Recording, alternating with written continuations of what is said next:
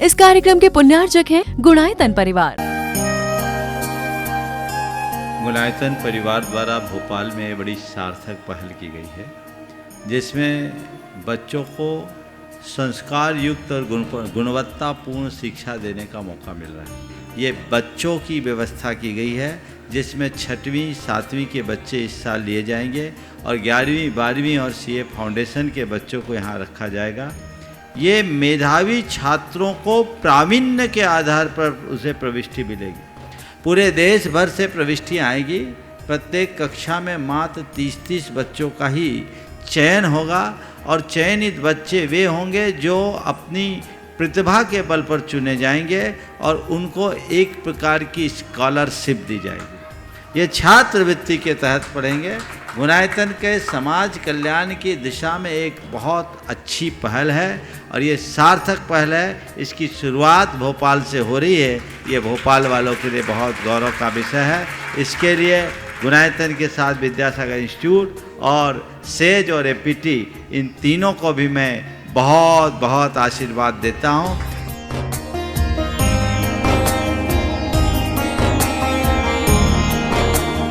एक आदर्श और व्यवस्थित दिनचर्या का लक्ष्य प्राप्ति में बहुत बड़ा योगदान होता है।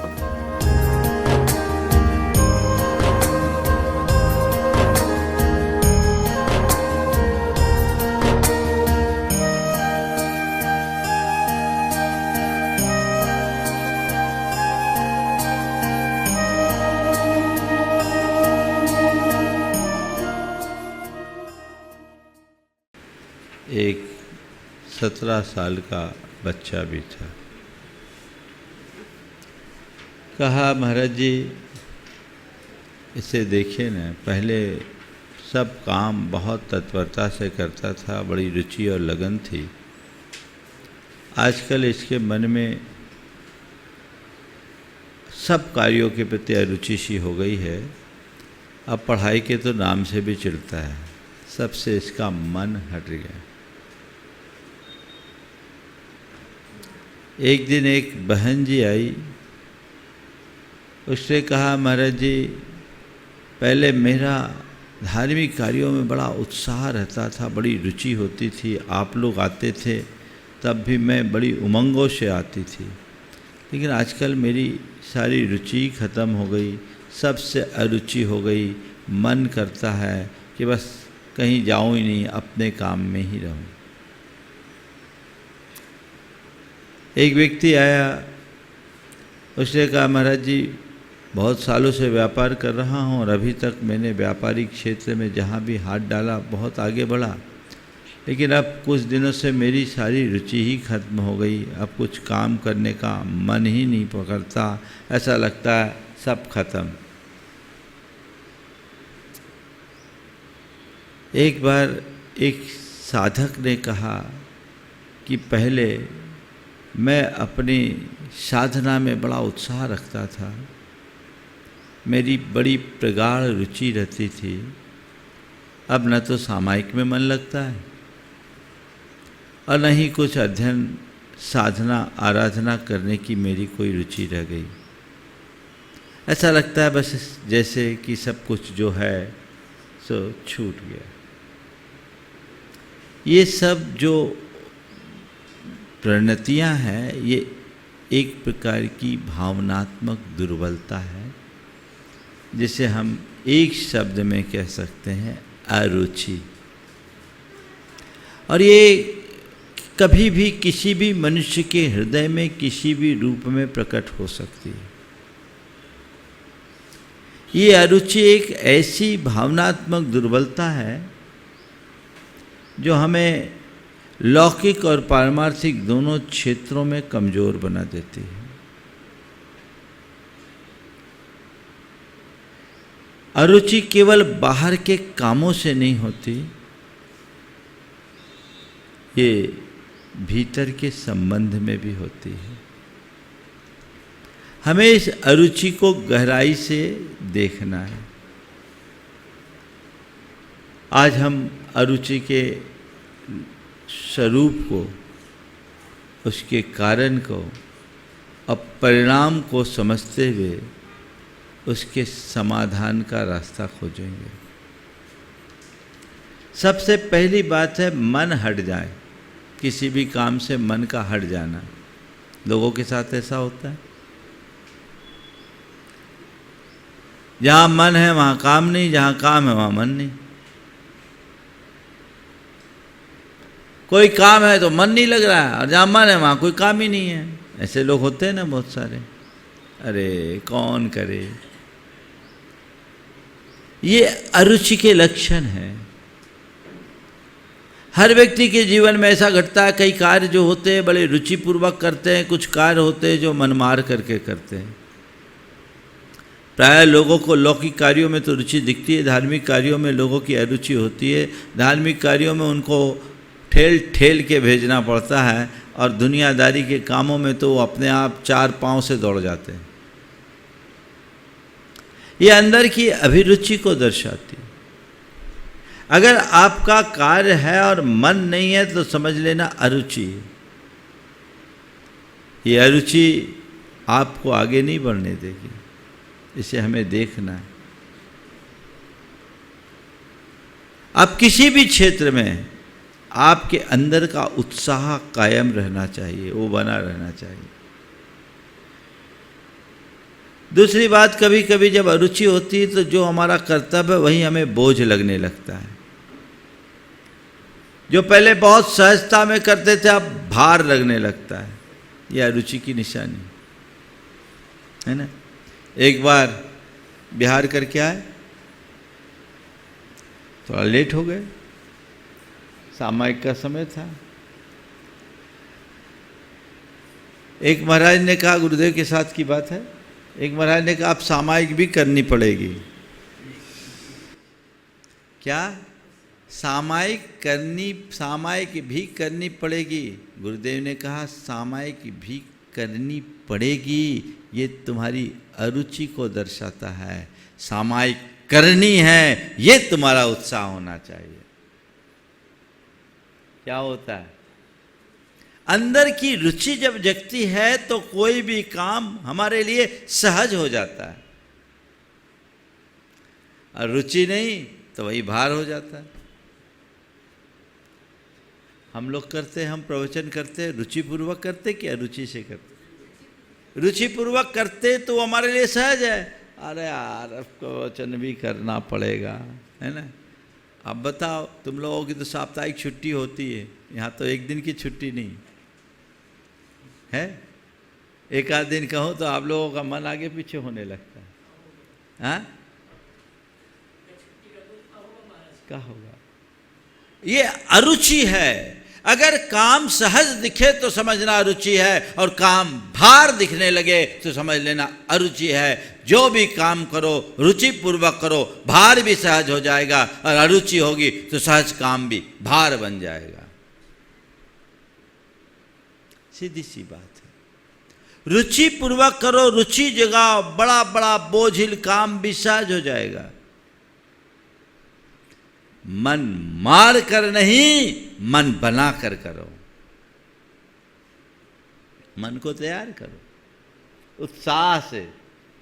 आप कह दिया, सामने वाले ने कह दिया, तो करना पड़ रहा है। मन तो नहीं था, लेकिन अब क्या करे, कोई उपाय भी नहीं है। ऐसा क्यों? अंदर से सहज स्वीकृति का भाव होना चाहिए। अरुचि में आनंद नहीं, अरुचि जीवन को बोझिल बनाती, और रुचि जीवन को भार मुक्त करती है। तो अरुचि से रुचि की ओर मुड़ने का प्रयत्न करो।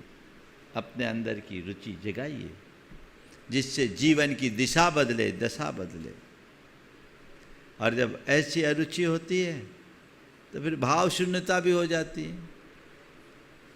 अपने संबंधों में कोई रस नहीं होता, न प्रेम, न उत्साह, न कोई किसी तरह की रचनात्मकता। बस कर रहे हैं, सब कर रहे हैं। अंदर का रस ना हो तो रस के अभाव में चीजें प्राणहीन बन जाती है। बोलो, बिना स्वाद का भोजन अच्छा लगता है क्या?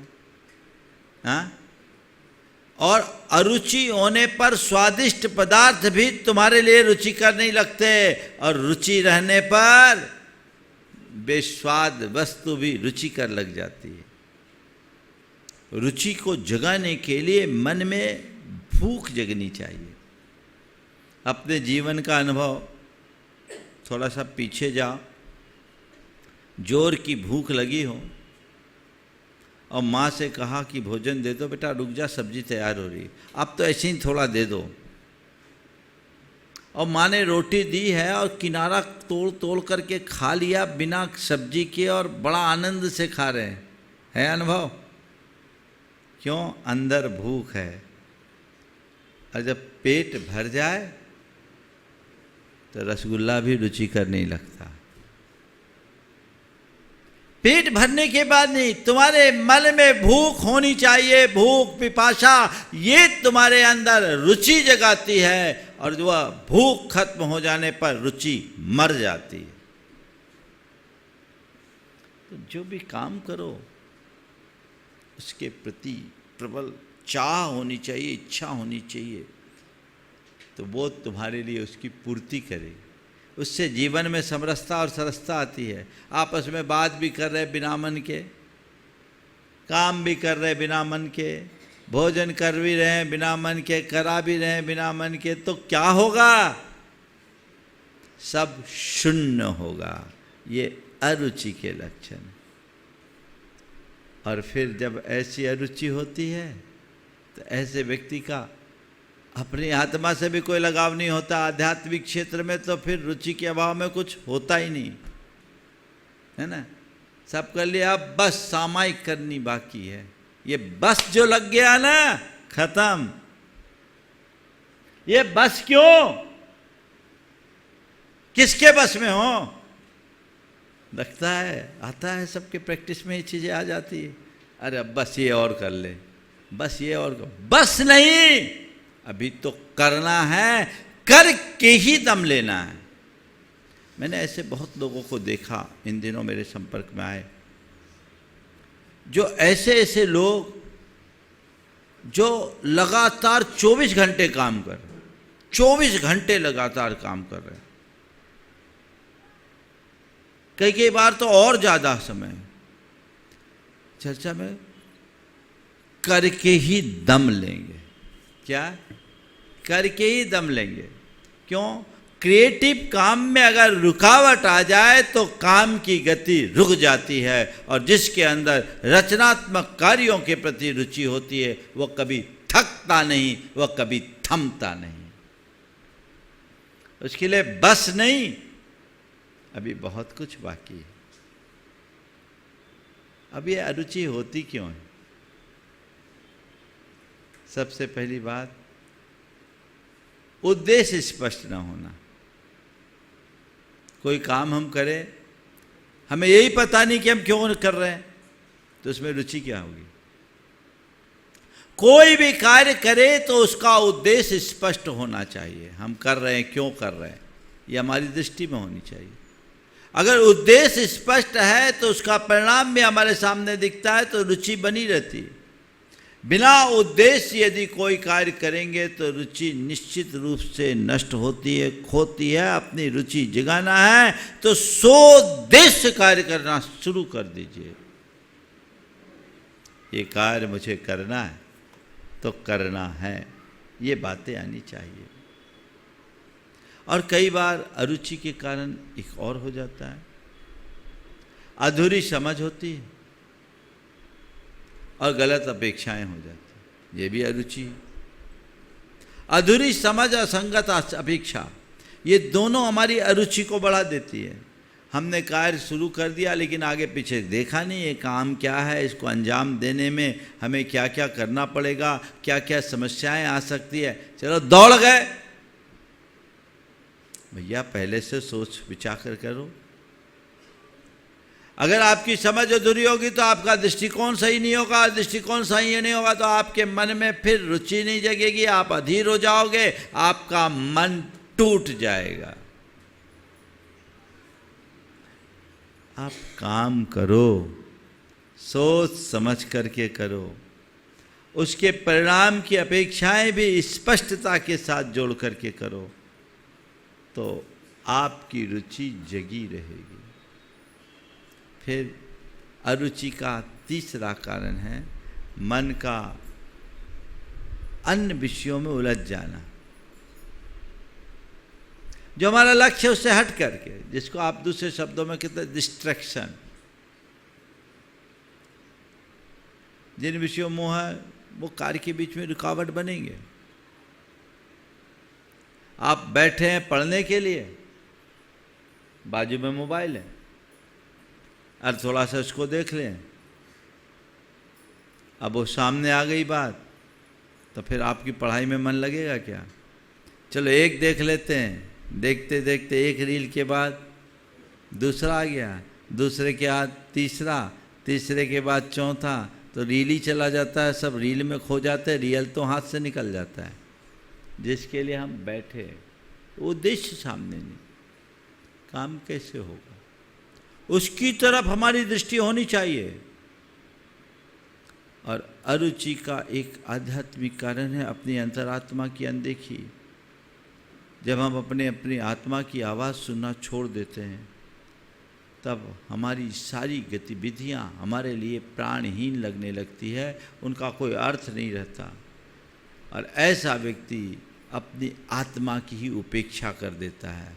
इसलिए अरुचि केवल कार्यों के प्रति नहीं, स्वयं के प्रति होती है। मैं समझता हूँ अरुचि हमारी आत्मा की उपेक्षा का परिणाम है। वो आत्मा की उपेक्षा से निकलती, व्यक्ति अपनी तरफ नहीं देखता, औरों की तरफ देखना शुरू कर देता है, और इधर उधर देखते देखते उसका चित्त सदैव उलझा रहता है। इन कारणों से हम बचे, तभी हम अरुचि के परिणामों से बच पाएंगे। नहीं तो क्या होगा, बिना मन के कोई काम भी करोगे, अरुचि पूर्वक कोई कार्य करोगे तो कार्य अच्छा होगा। बोलो आप भोजन बना रहे, बिना रुचि के बनाओगे, क्या होगा? हाँ, क्या होगा? कार्य की गुणवत्ता कभी नहीं रहेगी। बिना रुचि के कार्य की गुणवत्ता नहीं हो सकती। जब तक मन ना हो तो अच्छा काम कभी नहीं हो सकता। मन से किया गया काम ही अच्छा होता है, श्रेष्ठ होता है। आप क्या चाहते? श्रेष्ठ? श्रेष्ठ नहीं, श्रेष्ठतम। आप लोग क्या चाहते हो? श्रेष्ठतम चाहते हो ना? तो श्रेष्ठतम के लिए क्या करो? मन लगा कर करो, मन से करो, रुचि पूर्वक करो, मन को मोड़ो। आधे अधूरे मन से चाहे तुम काम करो, चाहे पढ़ाई करो, चाहे धंधा करो, चाहे साधना करो, सब अच्छे नहीं होंगे। एवरेज भले हो जाए, एवरेज भले हो जाए। अरे जब करना ही है तो आधे अधूरे मन से क्यों करो भाई? बाजार में सामान खरीदने गए, पैसे तो पूरे दिए पर क्वालिटी हल्की। क्या मतलब? बोलो, ऐसी गलती करते हो क्या आप लोग? महाराज हम तो जैसा दाम देते हैं वैसा काम चाहते हैं। संत कहते यही हर क्षेत्र में होना चाहिए, जैसा दाम वैसा काम। यानी तुमने जैसी प्रवृत्ति, जिस भाव से जो कार्य तुम कर रहे हो उसमें डूब करके करो, लीन होकर के करो। और जब तुम डूब कर लीन होकर काम करोगे तो उसका अंजाम भी वैसा ही होगा। मन लगाकर पढ़ो, मन लगाकर काम करो, मन लगाकर धंधा करो, मन लगाकर ध्यान करो। सब जगह मन लगाओ। मन कब लगेगा? जब रुचि होगी। और रुचि कब होगी? किसमें रुचि होती है? जिसमें आपको लाभ और आनंद की अनुभूति होती है, उसमें रुचि होती। जिसमें लाभ दिखता है, जिसमें आनंद की अनुभूति होती है, उसमें रुचि होती है। जिन कार्यों में कोई लाभ नहीं दिखता उसमें कोई रुचि नहीं होती, हमें क्या फ़ायदा। फिर जिसमें आनंद नहीं होता उसमें भी आपको रुचि नहीं होती। मैं आपसे कहता हूँ अपने हर कार्य में अपना हित देखिए और कर्म को अपनी पूजा मानकर उसमें आनंद लीजिए। आपकी रुचि हमेशा बनी रहेगी, कभी प्रभावित नहीं होगी। मेरे कार्यों में मेरा लाभ है, मेरा हित है, और जो मैं कर रहा हूं उसमें ही मेरा आनंद है। अंदर से आनंद होना चाहिए, तब रुचि होगी और तभी आप सफल हो पाओगे। अरुचि से कार्य करेंगे तो कार्य की गुणवत्ता अच्छी नहीं होगी, और फिर आपके मन में रुचि नहीं रहेगी तो आपके सारे संबंध खत्म हो जाएंगे, संबंधों में कमी हो जाएगी, कटाव आ जाएगा। आप क्या है, सबसे कट जाओगे। अरे इसका तो किसी से कुछ लेना ही देना नहीं। कई लोग होते, एक बार एक ने कहा, महाराज जी ये हमारी बेटी है, अभी 12वीं में आ गई, लेकिन इसको किसी से कोई मतलब ही नहीं है। घर में कोई मेहमान आ जाए, कोई आ जाए, बस ये अपने कमरे में घुसी रहती है, ज़्यादा है तो मोबाइल चलाते रहती है। महाराज जी किसी से कोई लेना ही देना नहीं, स्कूल जाती, ट्यूशन जाती है, आती है, बस बैठे रहती है। मुझे चिंता है, अगर यही हाल रहा, इसकी हर कार्य में ऐसी अरुचि रही तो आगे क्या होगा, ये सोच आती है। फिर ऐसा व्यक्ति अपने आप में सीमित हो जाता है, अंत तक संबंध उसका एकदम बड़ा सीमित हो जाता है, उसका फिर किसी से कोई संवाद नहीं। मैंने उसे समझाया, पूछा, बोले क्या करें, मेरे किसी से बात करने का मन ही नहीं होता। हमने मोबाइल में क्या करते हो, बोले मैं अपने कोर्स का पढ़ते रहती हूँ। बोले ठीक है, तुम कोर्स का पढ़ती हो, कोर्स की रुचि रखो, अच्छी चीज़ है, पढ़ाई करना बुरी बात नहीं है, बल्कि एक विद्यार्थी को मन लगा करके पढ़ना चाहिए, रुचिपूर्वक पढ़ना चाहिए। लेकिन बाकी बातों से कट हो जाओगे तो अकेले रह जाओगे, और ध्यान रखना अकेले रहने पर कई बार जीवन बोझिल बन जाता है। संबंधों से अपने आप को काटो मत, संबंधों से अपने आप को जोड़ कर रखना। जहाँ जितना जरूरी है, बहुत ज़रूरत से ज़्यादा कहीं मत रहो, लेकिन जहाँ ज़रूरत है वहाँ कमी मत रखो। फिर जिनकी अरुचि रहती है उनके मन में असंतोष होगा, क्योंकि उनके अंदर शिकायतें बढ़ती है। अब ये रह गया, ये रह गया, ये रह गया, ये रह गया, ये रह गया, शिकायतें ही शिकायतें होती। अरुचि अरुचि होगी, कोई चीज़ के प्रति उसके मन में जुड़ाव, उत्साह जैसा होना चाहिए नहीं होता, वो पूरी तरह उत्साहहीन हो जाता है, उसका जीवन बोझिल बन जाता है, वो ऊर्जा से शून्य होता है। इसलिए जो कार्य करना है रुचि पूर्वक करो। संत कहते हैं अरुचि पूर्वक जीना, यानी बिना प्राण बिन जीना, बिना शरीर बिन आत्मा रहना, ये अरुचि पूर्वक जीवन जैसा है। इसलिए रुचि से जियो, सब प्राण होकर के जियो, बोझिल जीवन मत जियो। अब सवाल है, हम अपनी अरुचि को रुचि में कैसे परिवर्तित करें, है ना? कोई भी काम है तो हम अपनी इस अरुचि को रुचि में कैसे बदलें? सबसे पहली बात, आप कोई भी काम करो तो उसे अपने हित से जोड़ो। किससे जोड़ो? अपने हित से जोड़ो। ये मेरा काम है, मुझे करना है, मेरी इसमें भलाई है, ये दृष्टिकोण अपने अंदर जगाओ, रुचि बढ़ेगी।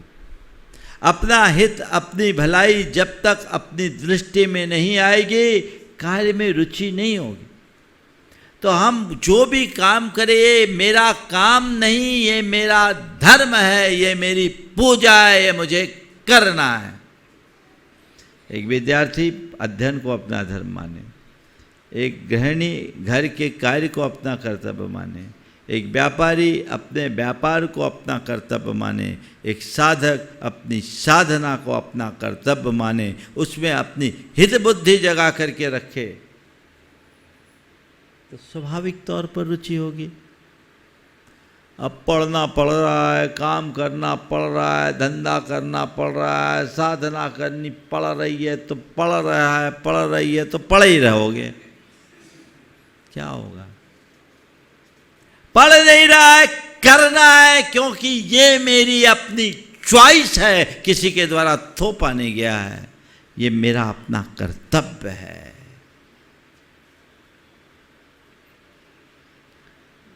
अगर आप रुचि से सभर रहोगे तो आपका काम, आपका अपने काम के प्रति तो आपकी रुचि रहेगी, आपके काम को देखकर कई अन्य लोगों की भी रुचि जग जाएगी। ये दृष्टिकोण होना चाहिए। फिर अरुचि होने लगे, घबराइए मत, थोड़ा थोड़ा रोज रोज अभ्यास करें। जिस कार्य में रुचि ना हो उसमें रुचि जगाना है, अभ्यास करें, थोड़ा थोड़ा करना शुरू करें, उसके परिणाम का खुद एहसास करें। एक व्यक्ति को भोजन में बिल्कुल अरुचि थी, भोजन बनाना नहीं जानता ही नहीं था, रुचि भी नहीं थी। उसने बताया कि महाराज जी मुझे एक बार प्रेरणा मिली कि अपने को भोजन बनाना चाहिए। मैंने अपनी पत्नी से कहा कि मुझे तुम खाना बनाना सिखाओ। पत्नी ने कहा कि तुम सीख पाओगे, तुम क्या बनाओगे, कुछ नहीं बना पाओगे। एक महानुभाव यहाँ भी बैठे हैं, तुम क्या कर पाओगे। उसने कहा देखो रुचि कैसे जगती है। बोले तुम सिखाओ तो सही, थोड़ा थोड़ा सिखाओ, एक काम करो। तो पत्नी ने कहा एक काम करो, तुम्हें ट्रेनिंग लेनी पड़ेगी, तुम सबसे पहले मेरे पास आओ तो सब्जी बनाना सीखो, सब्जी सुधारना सीखो। ठीक, पहले चरण में उसने केवल सब्जी सुधारना सीखा। पत्नी ने अप्रिशिएट किया, आप बहुत अच्छा करते हो। हुआ तो गलती, मोटी मोटी कलियां थी, जैसे होगी नया नवेला जो करता वैसे, लेकिन पत्नी बहुत समझदार थी। उसने उनको प्रशिक्षित किया, सब्जी सुधारने से लेकर सब्जी बनाना, और सब्जी बनाते बनाते उसको भी इंटरेस्ट बढ़ते लग गया कि ठीक है ये काम बहुत अच्छा है, बहुत अच्छा है, बहुत अच्छा, मैं कर सकता हूँ, मुझे करना चाहिए।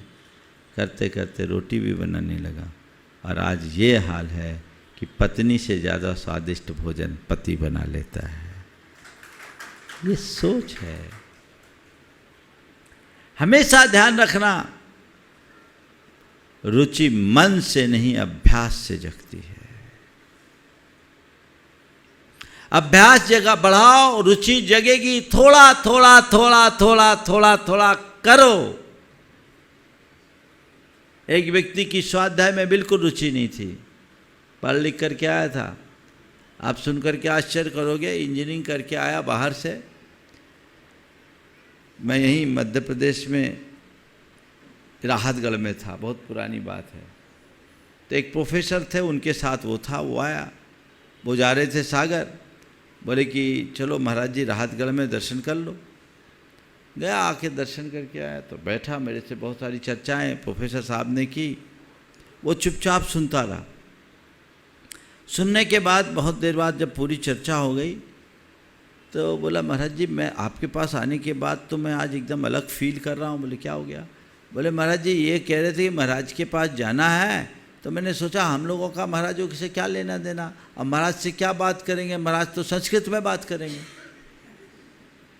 महाराज तो संस्कृत में बात करेंगे। पर महाराज आपके पास आने के बाद आज मुझे लगा कि मुनि महाराज भी इतना प्रैक्टिकल हो सकते हैं और इस तरह के जीवन निर्माण की प्रैक्टिकल बातें कर सकते हैं। महाराज जी आपके पास आने के बाद अब मेरा अभी तक कोई धर्म के प्रति इंटरेस्ट नहीं था, अब थोड़ा थोड़ा इंटरेस्ट जगने लगा है। महाराज जी आप बताइए मैं क्या करूं। हमने कहा कुछ मत करो, तुम कुछ मत करो, अभी तुम केवल सप्ताह में मेरा एक प्रवचन सुनना शुरू करो, सप्ताह में एक प्रवचन। उन दिनों ये कोई मोबाइल और टीवी वगैरह नहीं थी। महाराज कैसे सुनूंगा, हमने भाई प्रोफेसर साहब तुम्हें सुनाएंगे। वो हमारे प्रवचन के बड़े प्रेमी थे। उन दिनों कैसेट चलती थी, बहुत पुरानी बात बोल रहा हूँ, 1995 की। हमने कहा आप इनको उपलब्ध करा, बोला मैं दूंगा। सप्ताह में एक प्रवचन सुनना शुरू किया। धीरे धीरे रुचि जगते गई। वो आदमी नियमित सुनना शुरू कर दिया, स्वाध्याय करना शुरू कर दिया, और आज स्वाध्याय करते करते ऐसी रुचि जग गई कि वो आदमी अभी अमेरिका में है, नियमित स्वाध्याय करता है और कराता है, प्रामाणिक समूह का सक्रिय कार्य करता है। रुचि जगती है, अभ्यास से रुचि जगती है।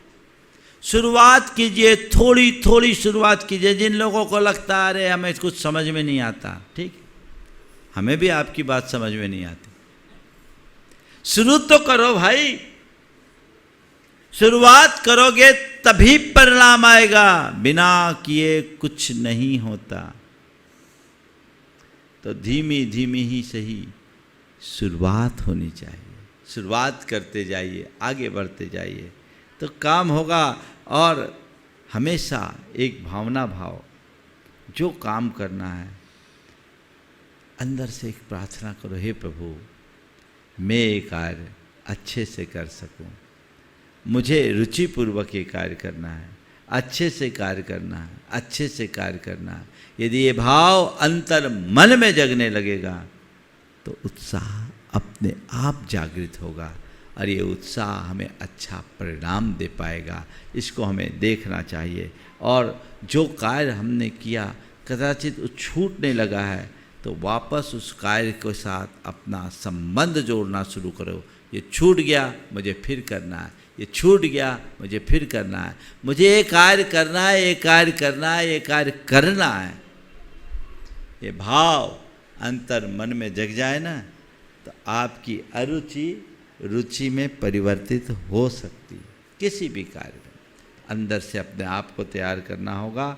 हमेशा ध्यान रखना है, रुचि बाहर से नहीं मिलती, अंदर से प्रकट होती है, अंदर से झरती है। हमें अंदर से प्रकट करने की आवश्यकता है। उसके लिए भावना योग बहुत अच्छा साधन बन सकता है। यदि हम रुचि को अपनी बढ़ाना चाहते हैं किसी भी क्षेत्र में तो हम अपने स्तर से उसके लिए कुछ अभ्यास कर सकते हैं। हम रोज़ जब उठें कुछ चीज़ों के लिए, जैसे एक बच्चे के मन में है, एक विद्यार्थी के मन में पढ़ाई से रुचि कम हो रही, तो उठे, आंखें मूंदे, भगवान को याद करे, हे प्रभु मुझे ऐसी दृष्टि दो कि मैं रुचिपूर्वक पढ़ सकूं, मैं लगन से पढ़ सकूं, मेरी पढ़ाई में रुचि जागृत हो सके, मैं मन लगाकर पढ़ सकूं। ये पहली प्रार्थना। और ये बार बार दोहराओ, हे प्रभु मुझे ऐसी दृष्टि दो, मुझ में ऐसी रुचि प्रकट कर दो कि मैं अपना काम रुचिपूर्वक कर सकूं, मैं मन लगाकर पढ़ सकूं, मैं अपने कार्य का रस ले सकूं, मुझे मेरे कार्य में आनंद आ सके। ये वाक्य, इस आशय के 2-4 वाक्य आप बार बार दोहराओ।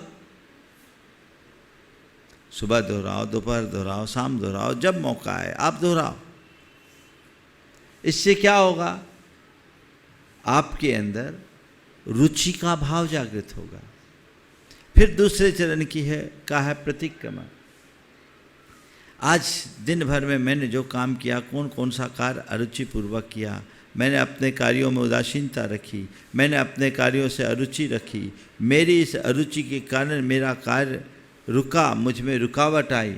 हे भगवान, मैं अपने इन सब दुष्कृत्यों की निंदा करता हूँ। इस अरुचि के कारण मेरे मन में जो आलस्य और अनुत्साह का भाव आया, मैं उसकी निंदा करता हूँ और मन ही मन संकल्प लेता हूँ कि अब मैं अपना कार्य रुचिपूर्वक करूँगा।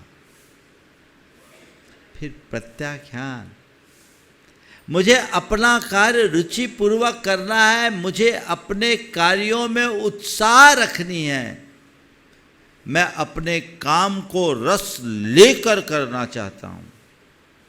ये भाव बार बार दोहराओ। यदि ऐसा मनोभाव आप बार बार जगाएंगे, दोहराएंगे, तो फिर आपकी रुचि स्वाभाविक रूप से बढ़ेगी और आँख मूंद करके फिर सामायिक में मेरे अपने कार्यों में रुचि है और मैं रुचिवंत हूँ, मुझ में उत्साह है, मेरी आत्म रुचि है, मेरी कार्य रुचि है, मुझ में लगन है, मुझ में उत्साह है। ये भावना बार बार दोहराएं, रुचि जगेगी। और एक और अभ्यास कर सकते हैं, जो एक साधना पत्रक बनाए। आप पहले चरण में हम कोई भी काम करें, कब करें, क्या करें, इसकी एक तालिका बनाएं। और सबसे पहले कोई भी काम करना हो तो हे प्रभु, मुझे मेरे इस काम में उत्साह भर दो। हे प्रभु, मुझे मेरे इस काम में उत्साह भर दो, मैं उत्साहित होकर काम कर सकूं। ये एक साधना का अंग जगह।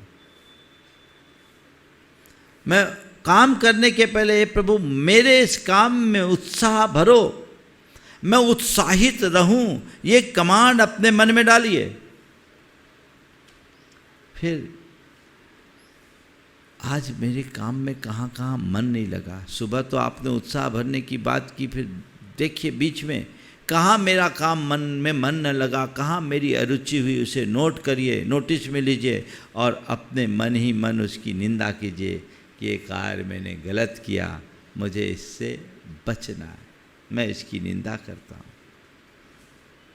और फिर सुबह ही एक संकल्प ले कि आज मैं अपना काम पूरे मन से करूँगा, आज मैं अपना काम पूरी रुचिपूर्वक करूँगा, आज मैं अपना काम पूर्ण लगन से करूँगा, आज मैं अपना काम निष्ठापूर्वक करूँगा। इन वाक्यों को, आज ये काम मुझे करना है, लगन से करना है, रुचिपूर्वक करना है, निष्ठापूर्वक करना, उत्साहपूर्वक करना है, करना ही है, इसे बार बार दोहराइए।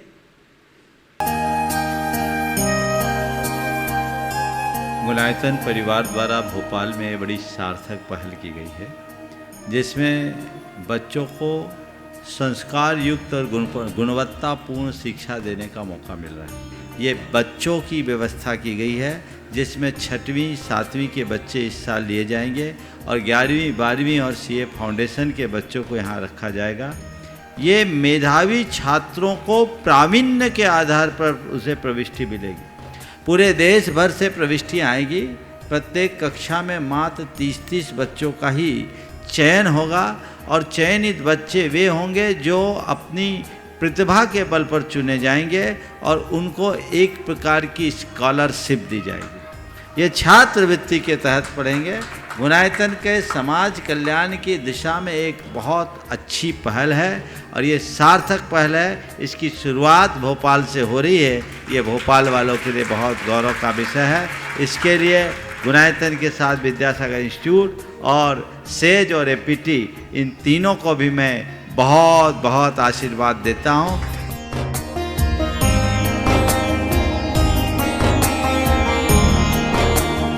एक आदर्श और व्यवस्थित दिनचर्या का लक्ष्य प्राप्ति में बहुत बड़ा योगदान होता है।